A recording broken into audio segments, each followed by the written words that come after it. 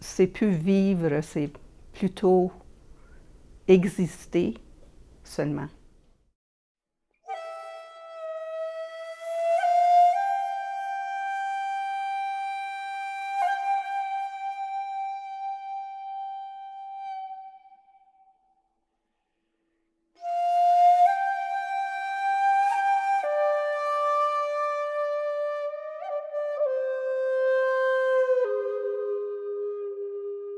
Bonjour, je m'appelle Gisèle et je vis avec la dépression chronique.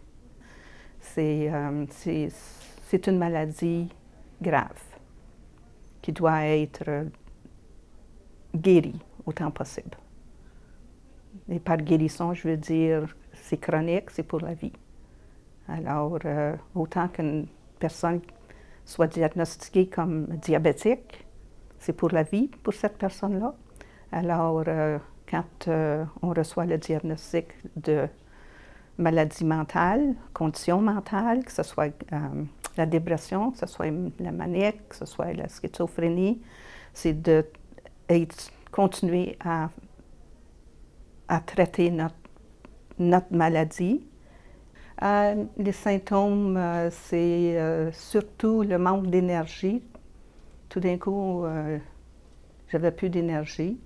Je n'étais pas capable de faire des décisions. La moindre petite décision, la plus banale, je n'étais même pas capable de faire cette décision-là.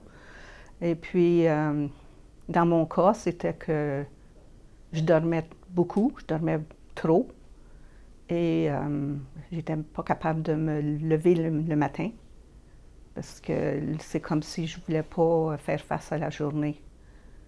C'est plus vivre, c'est plutôt exister seulement, avec les émotions toutes dépourvues de toute gaieté, de toute émotion positive. Mon garçon a trouvé ça très difficile parce que j'étais toujours fatiguée.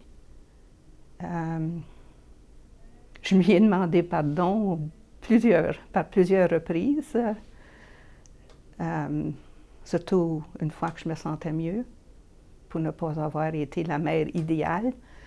Mais lui aussi, il m'a confié que ça lui a aidé à comprendre la maladie mentale aussi. J'ai appris à montrer plus de compassion, plus d'empathie vers les personnes qui sont faibles. Je l'ai toujours eu dans le fond de moi-même, ça, mais encore plus, vu que c'est du vécu, c'est pas juste remarquer qu'est-ce qui se passe alentour de moi, là. Oui, ça m'a humanisé, ça m'a tendri le cœur, parce que, veut pas, on est... moi, j'ai été élevée à me débrouiller, puis à me déprendre des situations, puis... mais il y a certaines situations qu'on ne peut pas, on n'a pas le contrôle. C'est toujours grâce à mon ange gardien, mon conjoint Guy, et mon fils André. Ils m'ont épaulée, ils m'ont acceptée comme j'étais, malade comme j'étais.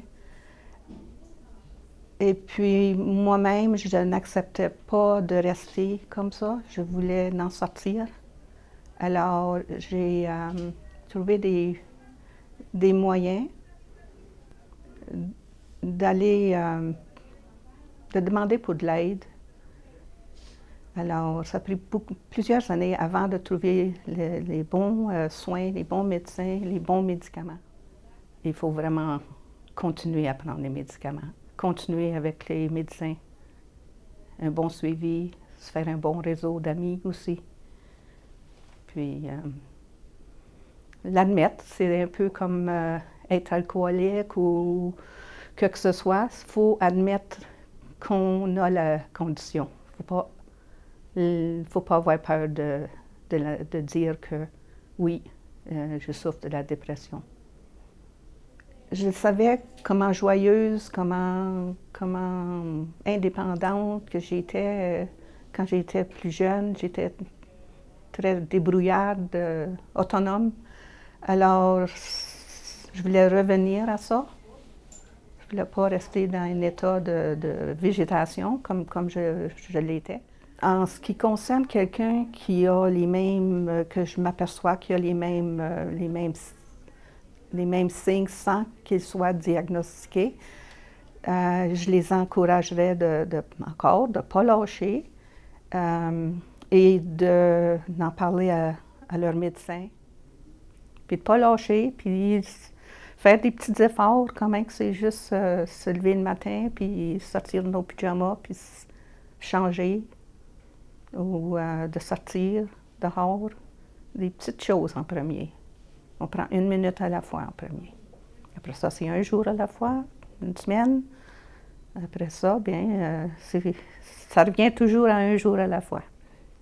Alors, au point que si quelqu'un me demande qu'est-ce que j'ai fait hier, puis qu'est-ce que je vais faire demain, j'hésite toujours à répondre parce que je vis pour la journée même. Mon Dieu, pour mon bien, vie de